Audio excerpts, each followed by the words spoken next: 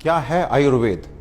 आपके किचन में रखे हुए कुछ गरम मसाले, या धोती कुर्ता और तिलक लगाकर पेड़ के नीचे दवाइयां बांटता हुआ कोई झोला छाप डॉक्टर, या आयुर्वेद के नाम पे सड़क के किनारे तंबू लगाकर दवाइयां बांटता हुआ एक पाखंडी, या बिना रिसर्च के लिखी गई कोई देहाती किताब?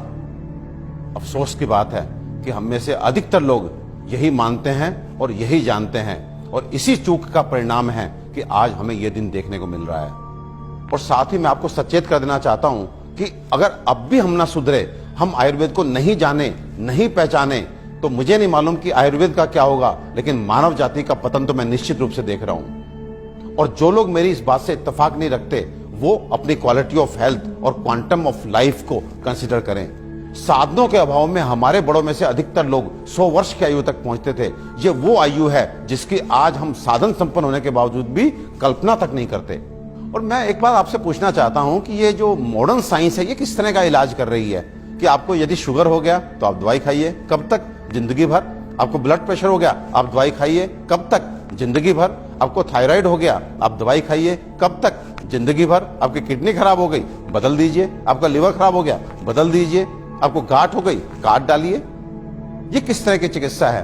और ये चिकित्सा नहीं, ये केवल सिम्टम्स को दबाना है, क्योंकि ये बाहर से आपको नॉर्मल रीडिंग देते हैं, शुगर ठीक है, ब्लड प्रेशर ठीक है, लेकिन अंदर बीमारी अपना काम कर रही है। 15 साल बाद आपकी किडनी खराब, किससे? शुगर से, ब्लड प्रेशर से। आज का नर्वस सिस्टम खराब, आपकी आंखें खराब, आपको ये कॉम्प्लिकेशन, आपको ये कॉम्प्लिकेशन। तो ये इलाज है या एलोपैथ का काला पर्दा?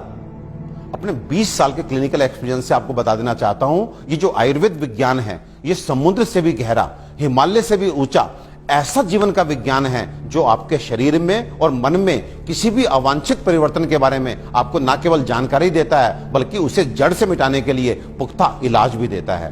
और मुझे एक बात समझ में नहीं आती, आप ऐसे विज्ञान को क्यों नहीं जानना चाहते जो आपको कभी शुगर, ब्लड प्रेशर, थायराइड और अनेक तरह की प्रॉब्लम्स आने ही ना दे।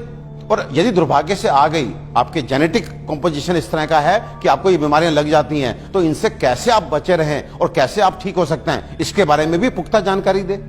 मित्रों, आयुर्वेद सबसे पहले स्वस्थ से स्वास्थ्य रक्षण के लिए आपको ऋतुओं के हिसाब से आपको क्या खाना चाहिए, क्या पीना चाहिए, किस तरह की जीवनचर्या आपकी होनी चाहिए, ये सब सिखाता है। और उसके बाद अनफॉर्चुनेटली यदि आप बीमार पड़ते हैं तो यहाँ पर लाखों दवाओं का वर्णन है, जिसमें आपकी काष्ठ औषधियां यानी कि जड़ी बूटियों से बनी औषधियां, आपके मिनरल्स यानी कि खनिजों से बनी औषधियां, रस औषधियां, इतनी सारी औषधियों का वर्णन है जो आपके उन बीमारियों के लिए भी आपको इलाज देती हैं, जिसमें आज का मॉडर्न साइंस जो है अपने हाथ खड़ा कर देता है। आज फैली किसी भी विषाणु जनित बीमारी के लिए वेंटिलेटर्स का इंतजाम मॉडर्न साइंस करता है। केवल किस लिए? इसलिए कि वो तब तक आपको जीवित रख सके जब तक वायरस अपने आप आपको छोड़ के नहीं चला जाता। तो ये किस तरह का इलाज है? जबकि आयुर्वेदिक औषधियां ऐसी हैं जो सीधे जाके वायरस को मार के आपको बीमारी से बाहर लेके आती हैं, आपको मौत से मुंह के बाहर लेकर के आती हैं। तो दोस्तों, विश्वास कीजिए, अपने आयुर्वेद को मान दीजिए, सम्मान दीजिए, जानिए, पहचानिए,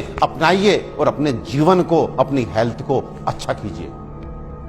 आयुर्वेद का इलाज ना तो धीमा है और ना ही लंबा, बल्कि यह रोगों को जड़ से खत्म करता है। आधुनिक सर्जरी दुनिया को आयुर्वेद की ही देन है।